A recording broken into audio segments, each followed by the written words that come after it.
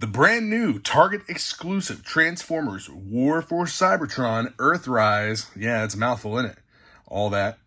Skywarp and Thundercracker. We're going to open this box, take these guys out, transform them, check them out and whatnot. Previously, I didn't, before I actually got into this line, I didn't really get the concept of having all of these figures using the exact same mold, but just in different colors. And that's really what these are. I mean, they're the same figure. They're the Seekers, the same as Starscream. Name escaped me for a minute. But it's the same mold as Starscream, but just in different colors. And I didn't really get that until I watched the War for Cybertron Siege series on Netflix, and it's a great series. I think they did a really good job with it. Should have had more episodes, but let's get this box opened up and check these guys out. How are we going to do this here? What's going to be the best way? I think that it looks like opening this side here will be the best. So, handy dandy 511 knife to slice that tape open.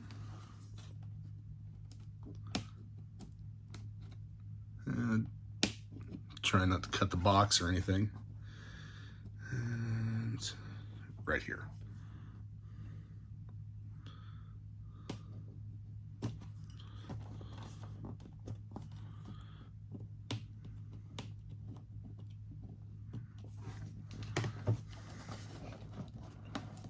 Can we get it without ripping it? Maybe. Yes, there was 1 and 2. 1, 2.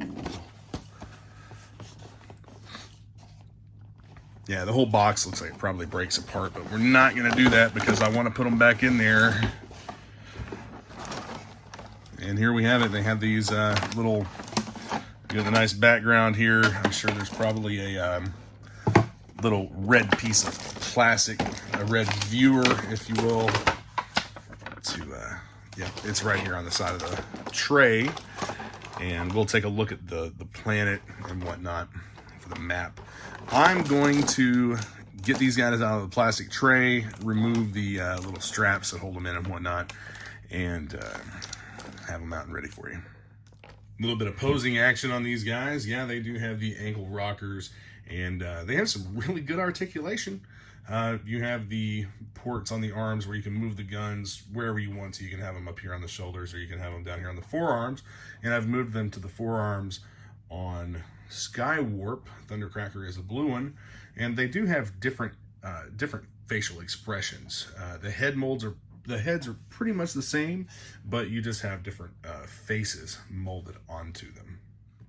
I think this is pretty neat. I really haven't looked into it a whole lot to see what the actual purpose of it is, but I guess this is a star map, and you can look around and see like where it is that you'll be going next. And I don't really see a whole lot of anything here. I thought this was going to be something, but if we look, I'm not sure that is. I'll have to have someone more knowledgeable in the Transformers world explain this to me, or just break down and actually look it up on the internet and find out for myself. Yeah, not really showing anything here. At least not around here. Find out I think it's like a journey, but you're looking for the planet that you're going to next. And I don't really see what this is. Maybe some kind of Cybertronian writing. I mean, it didn't really look like Cybertronian writing, but maybe there's more pieces to it.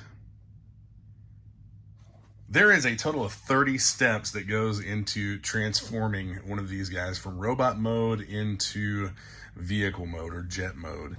And we're going to go through every bit of it here and get these two figures transformed and see how they look.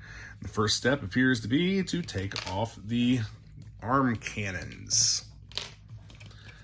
And we're going to bring the arms out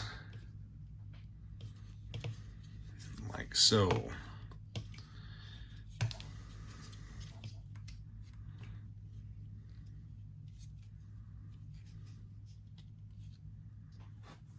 So you do have this articulation here in the wrist where it will move, and this is a cover that has to be pulled up.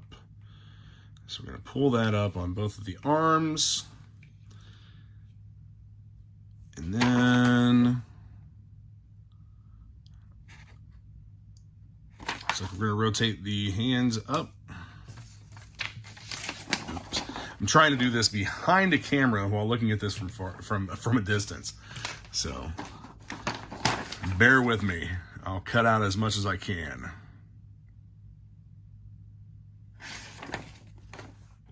This next step is to rock this back and under and tab it into place on both of the arms.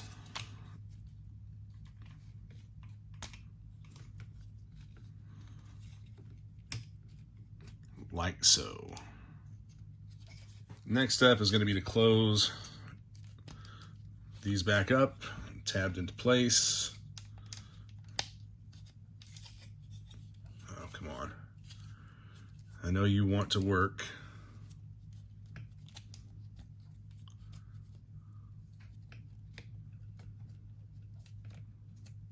It might help if I had things positioned properly. And then we're going to rock this right back here, tab it into place. And there we go. Already on step 7. Step 7 is just to rotate the arms down. And step 8 is going to be to bring the cockpit up and tab it into place. Step 9, we are going to untab and move this back like so. Step 10, we want to rotate this piece all the way back, keeping the arms down. Okay, step 10, 11, and 12, and 13 are basically going to involve this piece here. And we're going to lift up, rotate, and push back like so. And that puts us to here. And then step 14, bring the arms up like this. I honestly thought that the fists would probably go away. And then step 15 is going to be to bring the entire assembly up and tab it back into place. Maybe. There we go. Yes. 16 is pretty simple. You're just going to bring the pelvis cover out like so. Step 17 through 19 involve the feet. Actually, 17 through 20 involve the feet. And so we're going to bring this back here. And you have a slot here that will tab in like this. And then we'll close the feet and bring that wing down. Same thing over here. Rotate. Let's get it going. Tab, flip, close. And there we have the back part done. Step 22 brings us down to the legs, which we're going to open these panels and kind of cram the legs down in there and then put these panels back. So just like that. Made his legs all short. I actually should have done this first, but his legs are supposed to tab together. As you can see right here, you have on either side a slot and a tab that are together, and they fit just like this. So, and then that, there we are. And everything goes together nice and tight. One thing that I did notice, a little bit of a quality defect on here. This looks like glue or something. I'm not sure what this is. I'm not going to mess with trying to get it off there or anything. Just leave it as is. But it's something that I thought was kind of odd. Like, there's nothing glued to it. I don't really know what the purpose of that would be. Next, we're going to close this pelvis panel here to complete the smooth look on the bottom of the plane. And we're going to rotate these wings around and get them tabbed into place. Everything's pretty forgiving. I don't think that anything's going to break making these transformations, but as you can see, you still have the wings like that, and they just open right up. And it shows to put the cannons on before you do that. I don't really see a big purpose in doing so, but the cannons mount right here under the wings like this. Now, these would also be able to mount back here or anywhere else that you have one of these holes for a peg. You know, they fit pretty much anywhere. Like that, whatever you want to do with them. And this is actually a really cool looking jet. It's a nice transformation, and which is now complete. And I think that looks really cool. Wasn't nearly as difficult as what I thought it was going to be, what I anticipated it to be. Every time that I look at one of these instruction sheets and I see that there's like 30 processes, I forget that one step might be something as simple as that, or just to move a panel out of the way so that you can actually move something else. Back to the quality of the figure a little bit. If you look right here, you can see some, I guess that there's a pin in there and the plastic's kind of smudged up from what looks to be, you know, maybe insertion of that pin or whatever. But, I mean, this really did turn into a really cool jet mode, and there's the head. You have, even in robot mode, you have good articulation in the head. And, but yeah, that's covered up with the cockpit. And that just looks so cool to me.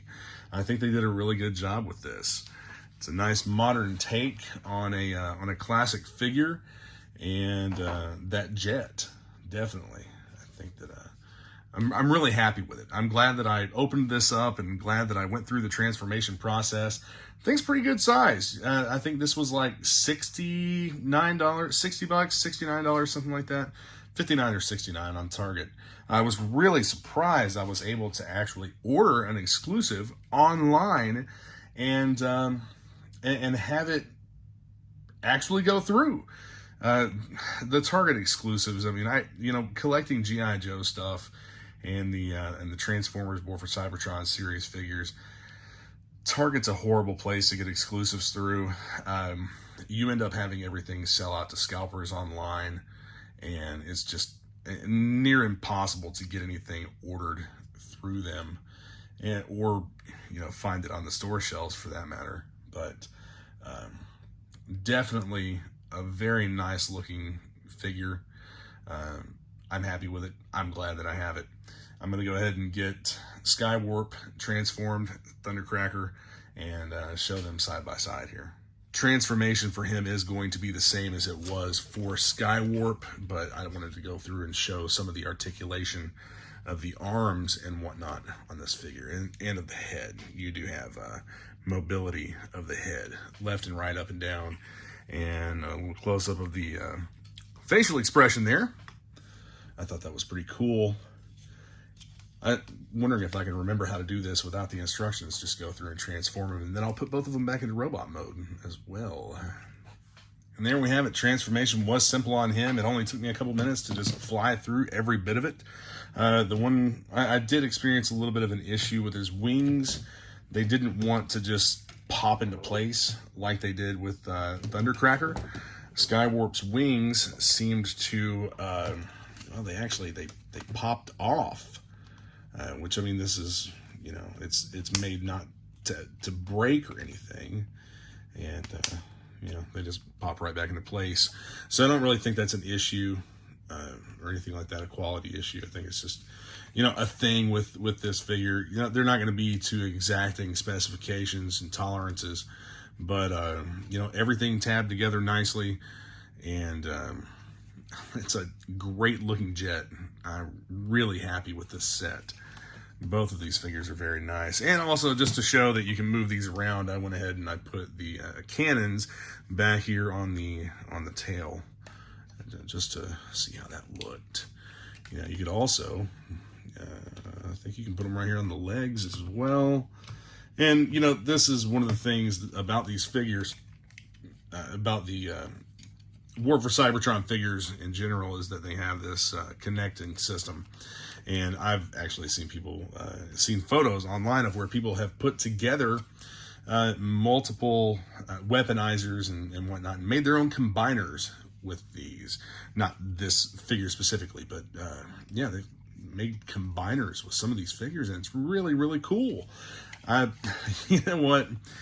I'm really enjoying this line of Transformers figures. I had Transformers when I was a kid. I was into them. I enjoyed it, but nothing as much as G.I. Joe. And you know, I think that these figures are they're climbing in my favor, and I think that I'm starting to enjoy these about as much as what I do collecting G.I. Joe. I mean, there's a hunt aspect to it, plus there's a storyline and everything. Yeah, it's almost like a reinvention of the Transformers line and the Transformers lore and whatnot. But this Seekers set is just too cool. Really happy with it. And there's more of these as well. The Netflix Hot Link. Yeah, I've got the Netflix Hot Link. You know, we might open that up, take a look at that. I'm sure that it's going to transform much the same way as what these do, but it has the exclusive Netflix figures do have a different paint scheme. And yeah, there's another set that I'm trying to find at an affordable, reasonable price, and not really having much luck doing that. But, you know, I also haven't looked too hard. I'm just kind of buying these as they come out. But yeah, we'll definitely do more Transformers. So, until all are one, thanks for watching. I'll get these guys put back into robot mode and back into their packaging and whatnot, and on the shelf. So be sure to hit that subscribe button and stay tuned for more videos. Hit the notification bell so that you know when I post something new. And until all are one, or Autobots roll out, or whatever tagline goes with Transformers, I haven't quite figured that out yet, but I will. But anyway, thanks for watching.